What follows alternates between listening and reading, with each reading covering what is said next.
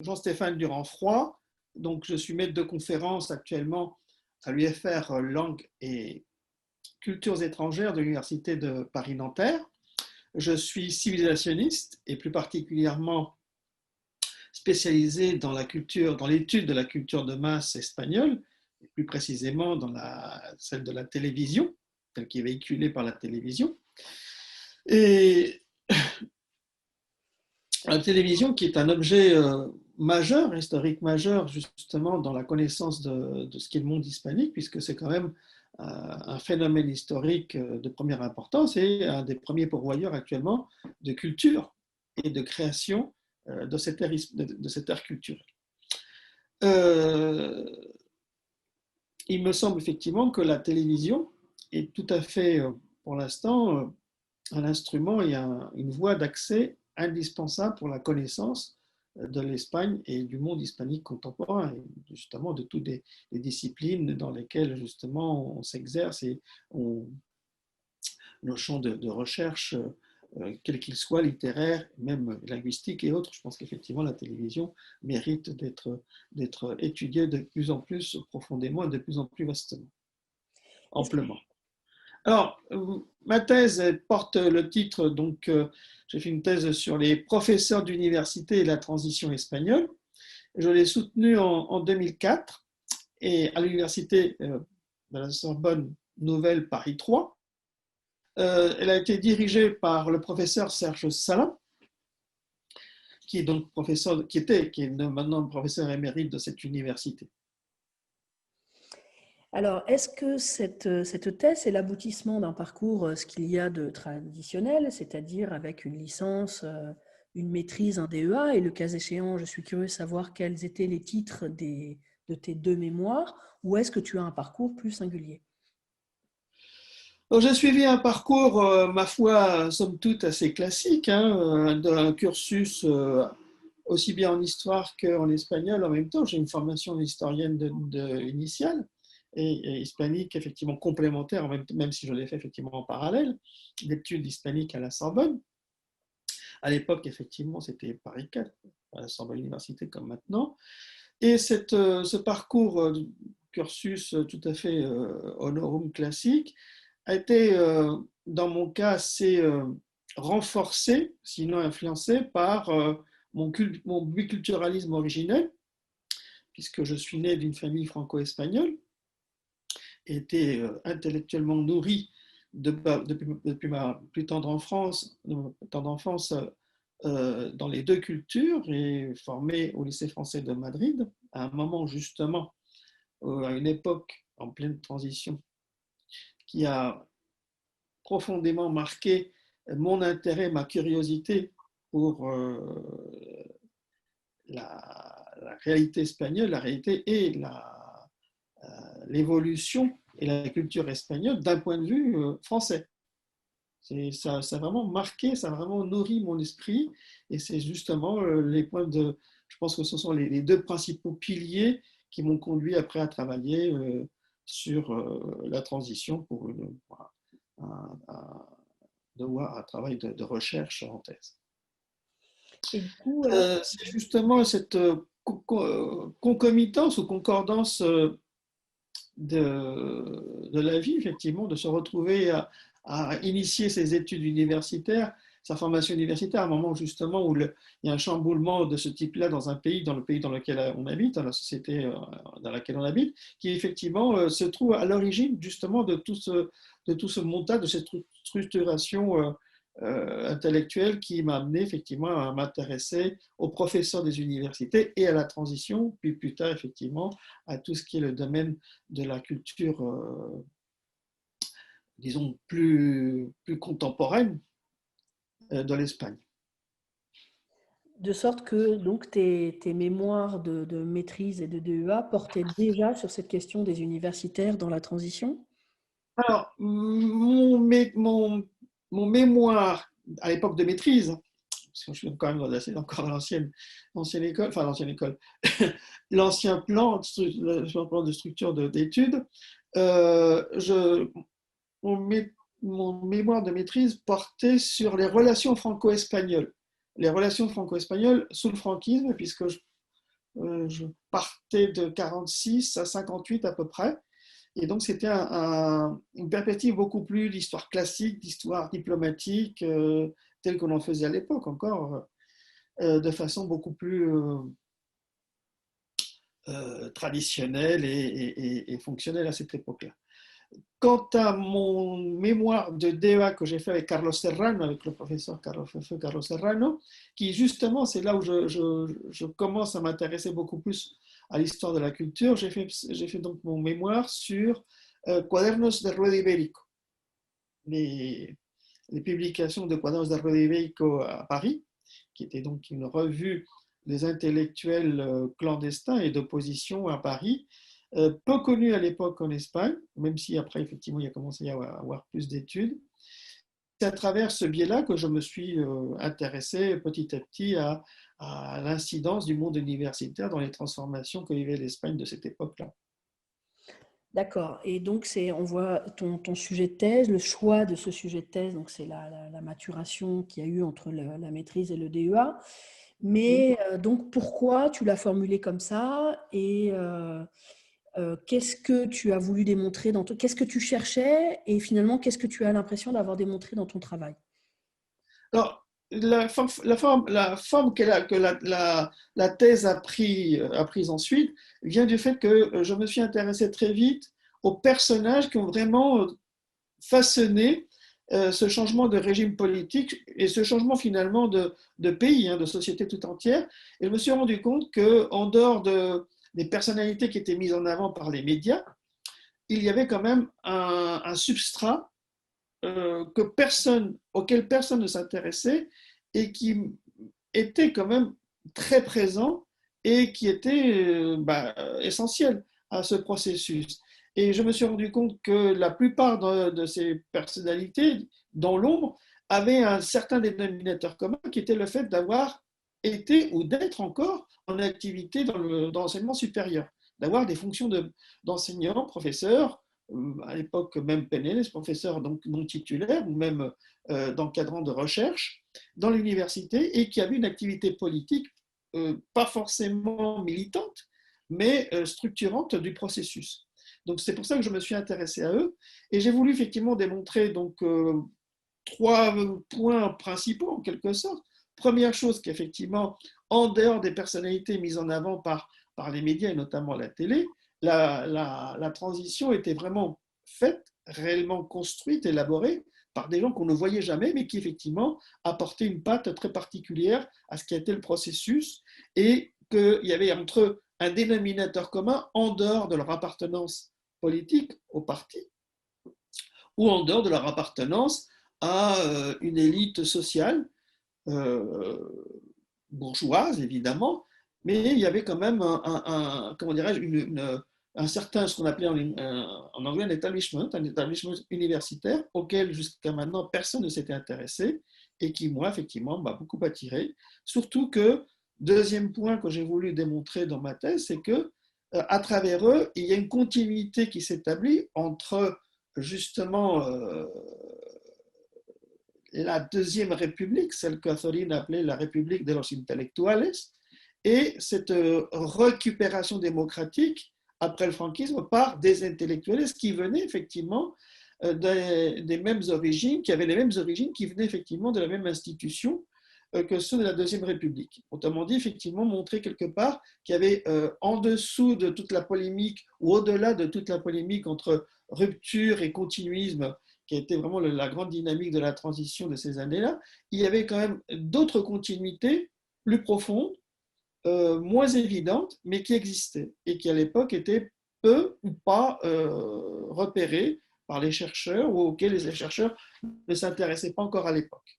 Donc montrer qu'effectivement, il y avait quand même un certain nombre d'axes pérennes dans l'histoire contemporaine de l'Espagne qui soutenaient tous ces mouvements, tout ce mouvement de changement, et que les changements étaient moins forcément radicaux, évidemment, mais moins stéréotypés qu'on voulait bien le montrer ou le dire, ou modélisant, puisqu'à l'époque, effectivement, le grand leitmotiv des intellectuels, c'était de montrer, de prouver à quel point le processus en action en Espagne était un modèle pour des transitions futures dans les pays de l'Est ou dans les pays de l'Amérique latine. Comme si les pays d'Amérique latine avaient besoin effectivement d'un modèle espagnol, alors qu'ils étaient très souvent bien en avance de ce point de vue-là, et surtout intellectuellement par rapport à ce qui se faisait en Espagne.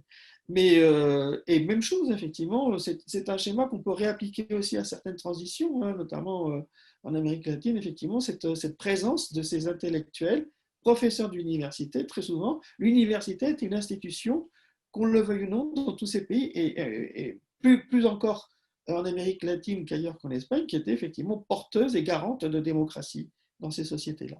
Donc voilà ce que je voulais démontrer.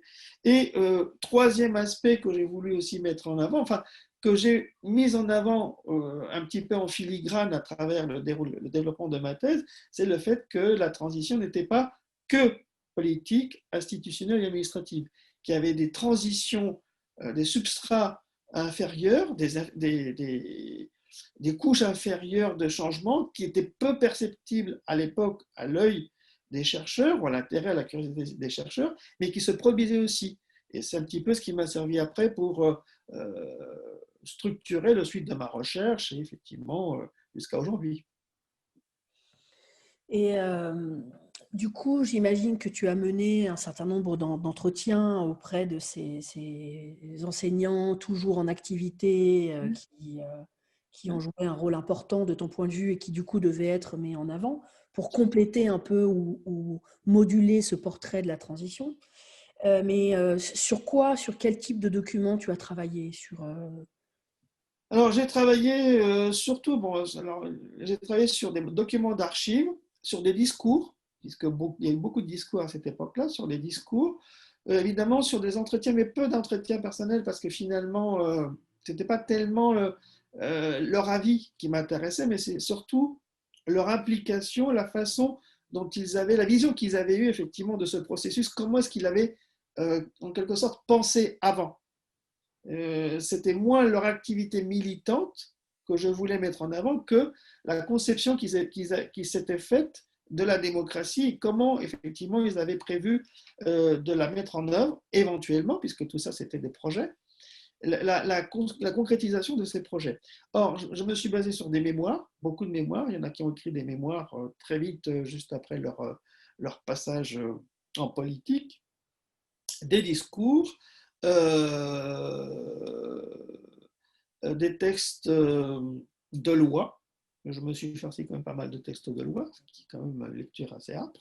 Mais on voit transparaître parfois effectivement des conceptions très, très particulières, très personnelles de ce qu'à l'époque ils envisageaient comme démocratie. La Constitution, même certains articles de la Constitution reflètent, et notamment les, les débats autour de certains points polémiques de la Constitution ont été d'une aide très appréciable. Je me suis basé sur eux, effectivement, toutes les discussions, tous les débats qu'il y a eu à travers la presse, ou même à travers à l'époque des échanges d'interviews dans les médias, comment effectivement ils ont réussi, comment ils voyaient la démocratie, quelles étaient les limites qui donnaient à cette démocratie, quels étaient effectivement les fondements qui donnaient à cette démocratie. Alors, est-ce que tu as eu des difficultés pour travailler sur ce sujet parce que ça pouvait être politiquement incorrect de constater qu'il y avait peu d'universitaires qui avaient pensé cela, ou alors qu'il y avait beaucoup d'universitaires qui avaient pensé pas comme il fallait la démocratie, sujet tabou, sujet complexe, ou pas du tout Alors curieusement, c'est une question que je n'ai posée que après coup. C'est-à-dire, j'étais beaucoup plus libre à l'époque de m'intéresser à n'importe quel sujet. Il n'y avait pas de tabou, il y avait beaucoup moins de censure qu'on le pense, beaucoup moins qu'actuellement, par exemple, où il y a effectivement un discours très policé, un mainstream, effectivement, qu'il est difficile de dépasser, et qu'il est peut-être parfois même euh, pas bienvenu de dépasser si on veut avoir des réponses. Mais non, à l'époque, j'ai eu de ce point de vue-là une entière liberté, pas de problème de censure ou de limitation dans la forme d'expression et dans les idées que je maniais. Par contre, j'ai eu des problèmes par rapport à l'accès aux sources. Alors, non pas là aussi qui est des archives interdites. À l'époque, les archives étaient beaucoup plus ouvertes qu'aujourd'hui, notamment les archives personnelles.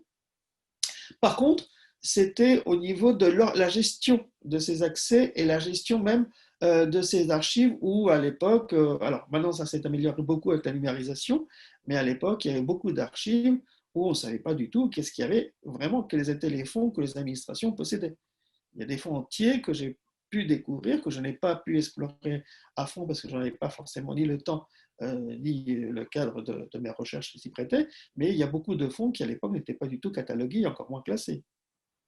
C'est donc là la difficulté majeure que j'ai rencontrée pour mon travail de thèse de recherche. Bon, et alors comment, tout à l'heure, quand tu as commencé à expliquer ce que tu avais voulu démontrer dans ta thèse, tu l'as déjà un peu abordé, mais comment est-ce qu'on passe du rôle des intellectuels universitaires dans la transition à la télévision, et en particulier à la télévision, parce que je sais bien sur quoi tu travailles, je connais ton séminaire sur la télévision, à la télévision d'aujourd'hui? Alors justement, alors, en apparence, il n'y a pas tellement de liens ou de relations, et en réalité, beaucoup plus qu'on ne le pense. Parce que si je parlais justement de ces substrats de la transition qui étaient peu apparents et qui ont été très peu étudiés jusqu'à maintenant, il se trouve que j'ai découvert qu'au moment même où l'Espagne changeait de régime politique, elle changeait aussi d'ère culturelle. Elle passait dans ce qu'on appelle, dans ce que Régis Debray appelait la vidéosphère, et ce passage à une norme, un paradigme culturel audiovisuel total, presque total, puisque la télévision et l'audiovisuel est actuellement pratiquement la norme d'expression et de création la plus commune et la plus présente dans la société, se fait justement à la fin au milieu à partir des années, milieu des années 75-80, et l'Espagne connaît alors effectivement une transition aussi culturelle de ce point de vue-là. Il faut savoir que 1975-1976 correspondent au moment où la télévision devient véritablement un média de masse en Espagne. C'est le moment où il y a pratiquement 8 millions de postes dans les foyers espagnols, c'est-à-dire, si on fait à peu près un calcul facile, 8 millions de postes, c'est-à-dire un poste par foyer de 4 personnes, ça fait 8 fois 4, ça fait 32 millions de personnes qui ont un accès direct et continu à la télévision, c'est-à-dire la totalité de la population. C'est le moment où la télévision devient effectivement le média totalitaire et justement imposant et omniprésent dans la société espagnole. Et on passe justement, il y a une deuxième transition, on passe d'un régime de dictature de type politico-administrative à un régime de dictature médiatique, où la télévision fait la pluie et le beau temps, et non seulement elle fait la pluie et le beau temps, mais elle le fait en permanence. C'est-à-dire qu'il y a un assujettissement de la société des individus à ce média qui n'existait pas du tout au niveau moral ou politique par rapport à la dictature. On passe de la dictature de Franco à la dictature de l'audience. Et ça se reflète dans énormément de domaines, notamment chez les écrivains, par exemple. Les écrivains sont restés en grande partie en marge ou ont essayé effectivement de s'adapter à ce nouveau contexte, et ça a énormément de conséquences dans la façon d'envisager leur création littéraire, les genres. Le roman actuel est quand même assez influencé par ça. Et la Alors, façon de penser, bien évidemment, puisqu'effectivement, maintenant, on parlait tout à l'heure des professeurs d'université qui, à l'époque, avaient un aura social important, et maintenant, ce sont ce que disait Bourdieu, sont devenus des intellectuels du tout venant, quoi. alors ça, malheureusement, je pense que ça peut s'appliquer à peu près à tous les pays du Oui, monde. Mais quel diagnostic tu fais sur la télé espagnole? Est-ce qu'elle est plus malade que les autres? Est-ce qu'elle est malade, pareillement malade que les autres? Comment va-t-elle? alors la télévision espagnole actuellement, je pense qu'elle est malade, elle est pandémiquement atteinte. Là, on ne peut pas dire autrement. Je pense que c'est une des pires télévisions qui soit de ce point de vue-là. Et sous un autre angle, c'est une des meilleures télévisions qui soit d'un point de vue débordien, c'est-à-dire pour Guy Debord, c'est, je pense, même l'exemple même de la société du spectacle. La télévision espagnole a façonné une société qui est entièrement dans le spectacle. Les Espagnols s'en rendent pour relativement peu compte jusqu'à un certain point, mais ils vivent, ce sont des acteurs d'un spectacle permanent et visuel. Alors, est-ce que tu mets dans le même sac tout ce qui relève de l'information, les journaux Alors, télévisés? alors, n'ayant pas de compétences particulières dans le monde journalistique, non, tout ce qui est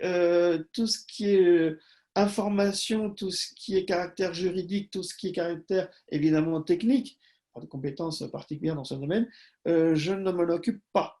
L'information, effectivement, c'est un domaine suffisamment dynamique et important, et il y a énormément de chercheurs qui travaillent sur ça. Non, je m'y frotte peu. Bien, alors j'imagine que Serge Salin a joué un rôle important dans ta thèse, tu pourras en parler, Ouais. mais est-ce qu'il y a d'autres personnes que tu aimerais mentionner aujourd'hui pour le rôle qu'elles ont pu jouer dans cette thèse? Alors, je parlais tout à l'heure effectivement de mon débat que j'ai fait sous la tutelle du professeur Carlos Serrano, qui est décédé malheureusement juste. J'ai commencé à faire ma thèse avec lui, et puis au bout de quelques mois, malheureusement, il nous a quittés. Alors, Carlos Serrano, c'est un petit peu lui aussi qui m'a mis le pied à l'étrier, puisque c'est avec lui que j'ai commencé à m'intéresser à ce domaine qui pour moi était tout à fait non seulement nouveau, mais qui n'était même pas, qui ne relevait pas forcément de l'intérêt universitaire, de l'intérêt qu'un chercheur peut porter à un objet, qui était effectivement le monde de la presse, et de la presse politique, pardon, à l'époque. Et c'est avec lui que j'ai commencé à m'intéresser à ces objets donc, non légitimes, ou peu légitimes, jusqu'alors dans le monde de l'hispanisme. Carlos Serrano d'un côté, et il y a aussi effectivement en Espagne Gregorio Pérez Barba, qui était à l'époque justement un des pères de la Constitution, qui est devenu par ailleurs après recteur de l'Université Carlos III de Madrid, et qui est à travers ces dialogues, ces échanges, m'a donné effectivement une vision que je ne pouvais pas du tout imaginer de comment un homme politique, à la fois intellectuel et politique, voyait la société espagnole, voyait son temps. D'accord. Et alors, bon, tu en as parlé un peu tout à l'heure à propos de l'accès à certaines sources, mais quelles sont les plus grandes difficultés que tu as rencontrées dans ce processus de conception puis d'écriture d'une thèse?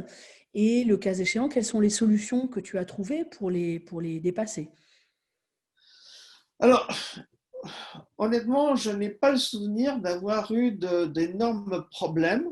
Bon, évidemment, les problèmes que tout doctorant rencontre à ce moment-là de sa vie, c'est-à-dire bon, comment mener de pair sa vie matérielle quotidienne, comment financer sa vie tout en faisant des études. Alors, j'ai eu la chance de tomber à une époque où, à l'époque, l'Académie de Créteil proposait une aide financière substantielle pour devenir prof en espagnol, d'abord en France, d'abord en histoire géo, puis après en espagnol. Et donc j'ai saisi l'occasion, j'ai passé mes concours, et donc j'ai pu financer effectivement mes recherches de cette façon-là. Donc j'ai mené de front une grande partie de mes recherches en étant professeur dans le secondaire, et en histoire-géographie d'abord.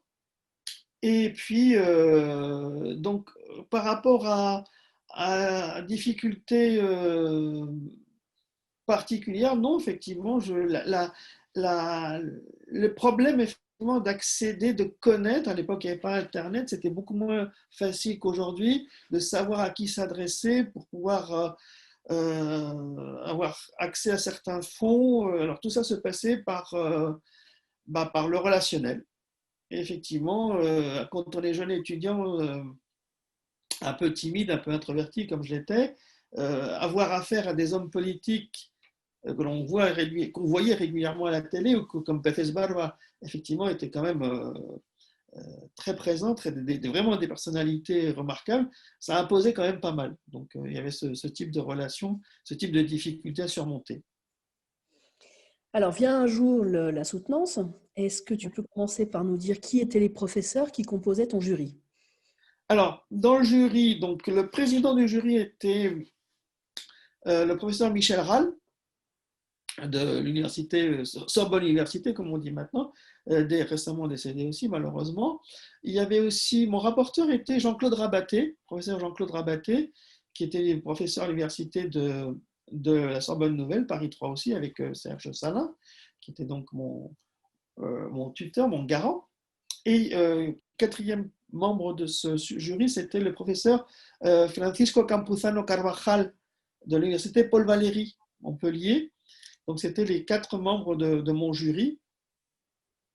Alors, l'idée et le souvenir que j'ai de ces soutenances est un souvenir assez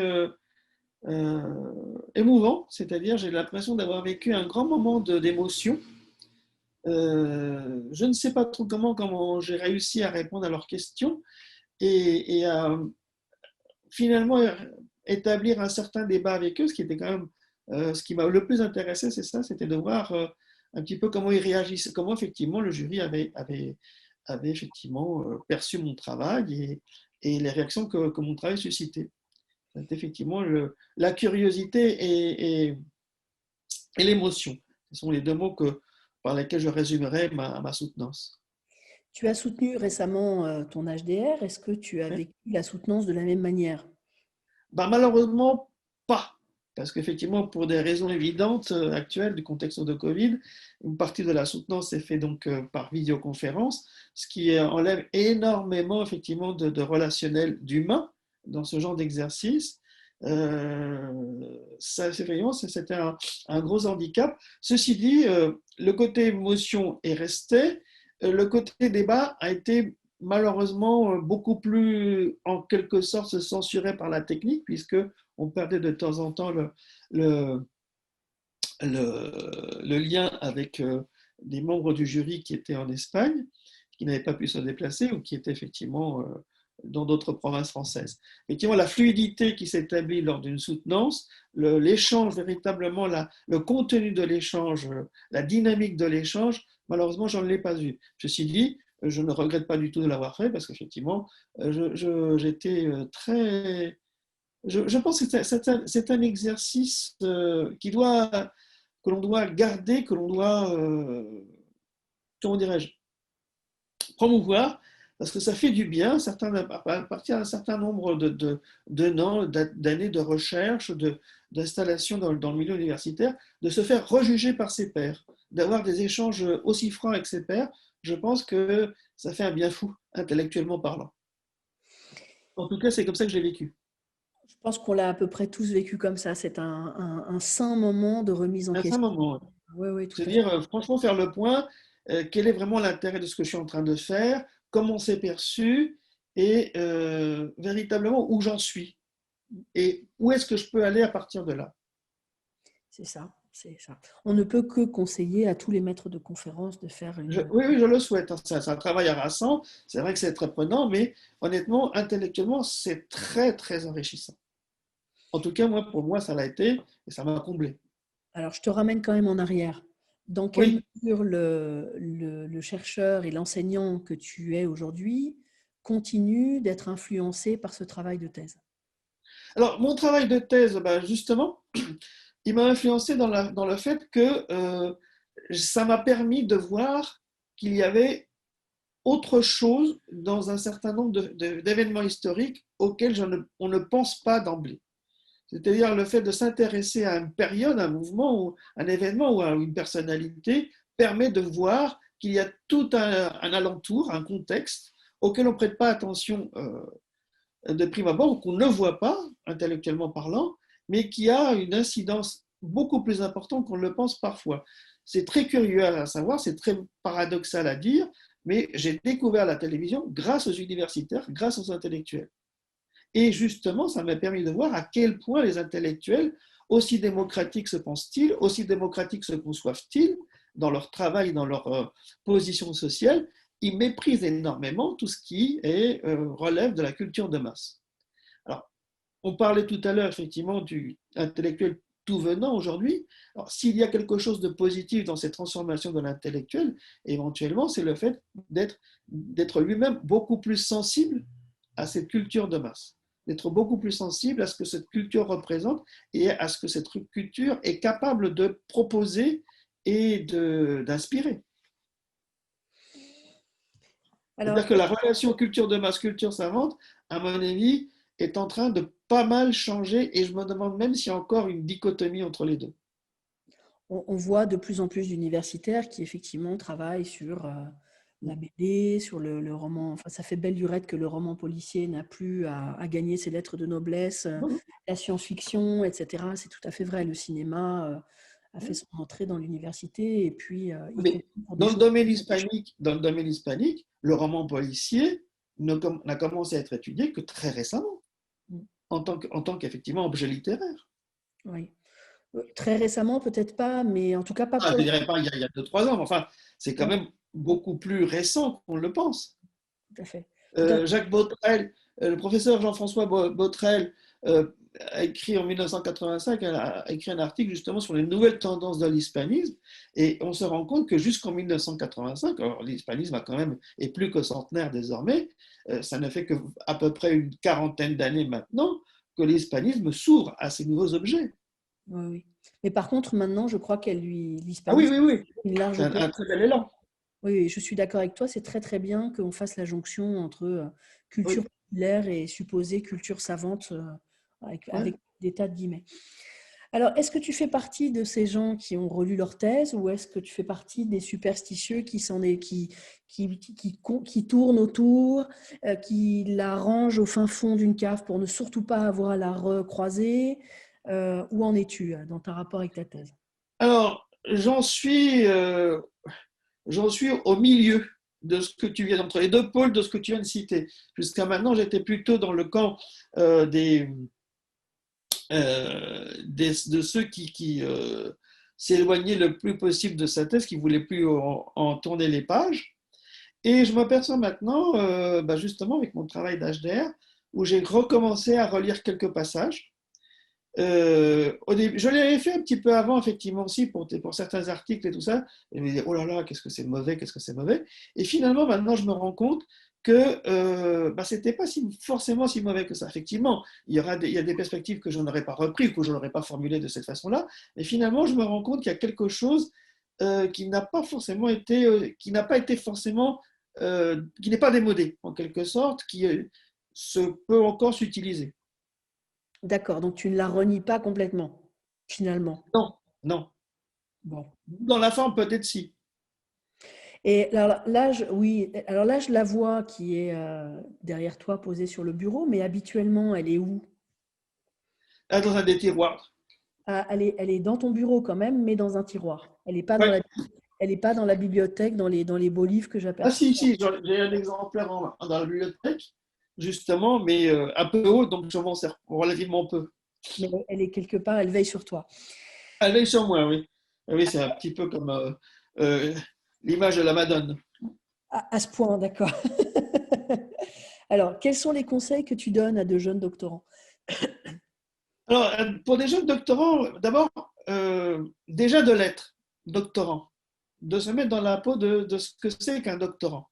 Véritablement, c'est un travail âpre. Ça demande un investissement évidemment personnel très important. Et c'est justement cet aspect-là qui me semble à la fin le plus valorisant et le plus structurant dans l'exercice du doctorat, c'est-à-dire pendant un certain temps, pendant certaines années, réfléchir, voir comment traduire, comment avoir des idées, comment les formuler à partir d'un sujet. Et ne pas justement se limiter aux aspects négatifs, qu'est-ce que c'est barbant, les problèmes. Plus il y a de problèmes jusqu'à un certain point, n'exagérons rien non plus, mais les problèmes, je pense, façonnent énormément la pensée, façonnent énormément la qualité de la thèse. Je ne pense pas qu'on puisse faire une thèse sans avoir traversé un certain nombre de problèmes, un certain nombre d'états d'âme. Il ne faut pas avoir peur des états d'âme.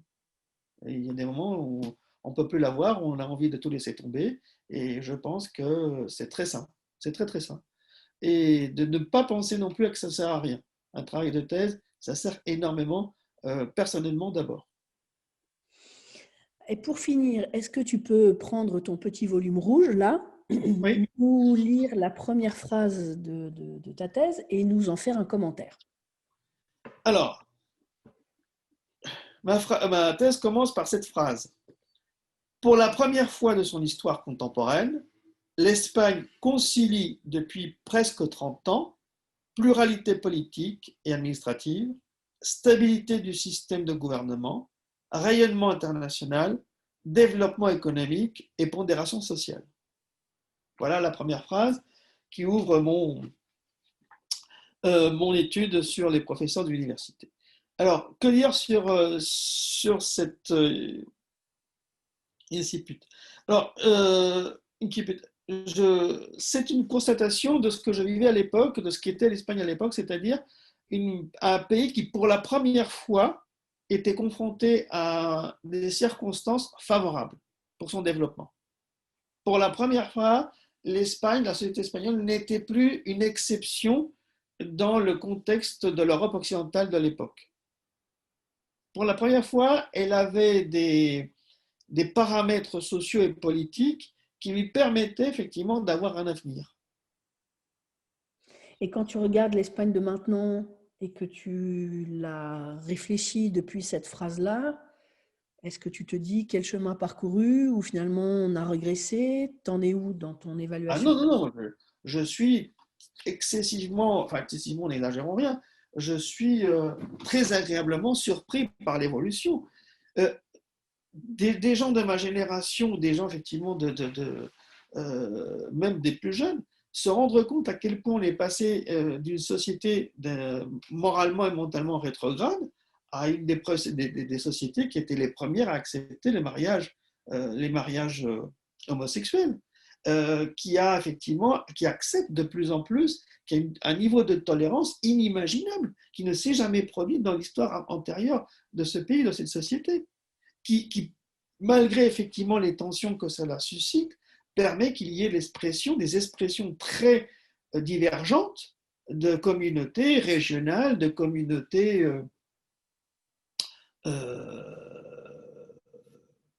particulières, qui pour la première fois s'intéressent au sort des femmes. Enfin, je trouve ça hallucinant. Je crois que les gens et les jeunes peut-être ne se rendent pas compte de ça, c'est que c'est quelque chose de très extraordinairement positif. Et je pense qu'effectivement, dans ma phrase que j'ai lue d'introduction de mon travail, sans dire que c'était prémonitoire, loin de là, ça serait ridicule évidemment, mais c'était le fondement. Le fait d'avoir une société apaisée, me semble-t-il, a permis ce développement-là. Et a permis ce développement-là beaucoup plus rapidement qu'on ne le pensait et que moi-même je pouvais l'imaginer. Ça s'est fait en l'espace de même pas une génération. La transformation mentale de la société, la cosmovision de cette société a été hallucinante. Et moi, ça me aiguise ma curiosité d'une façon sensationnelle.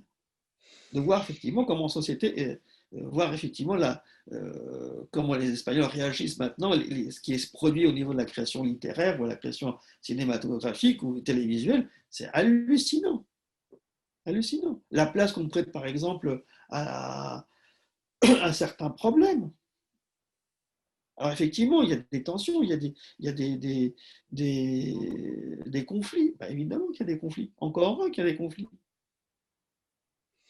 Alors, puisque tu as dit que ça donnait lieu à une explosion, enfin, à beaucoup de créativité au Ah cinéma, à la oui. télé, est-ce que tu sauves dans ce marasme que tu as décrit de la télévision spectacle une émission que tu conseilles à des gens qui ne la connaissent pas, mais qui peuvent la regarder en replay ou etc., de la télé espagnole?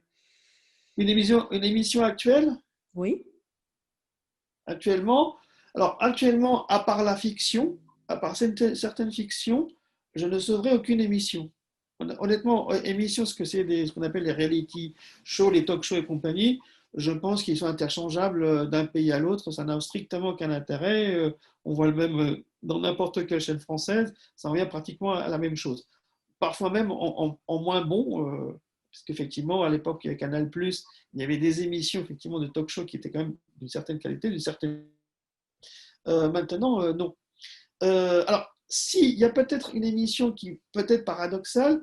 Il faut savoir que, par exemple, la télévision a créé le personnage de Pablo Iglesias, hein, qui est actuellement le leader de Unidas Podemos et qui est le vice-président du gouvernement. C'est une créature de la télévision.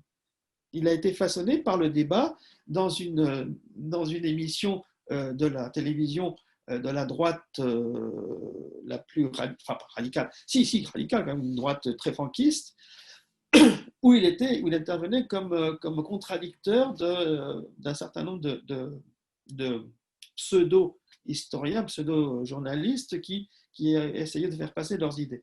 Donc de ce point de vue-là, il y a ces émissions de débat qui n'existent plus d'ailleurs, qui ont disparu maintenant, qui étaient intéressantes. Sinon actuellement, la seule chose qui me paraît fondamentale dans la télévision, c'est effectivement la création fiction.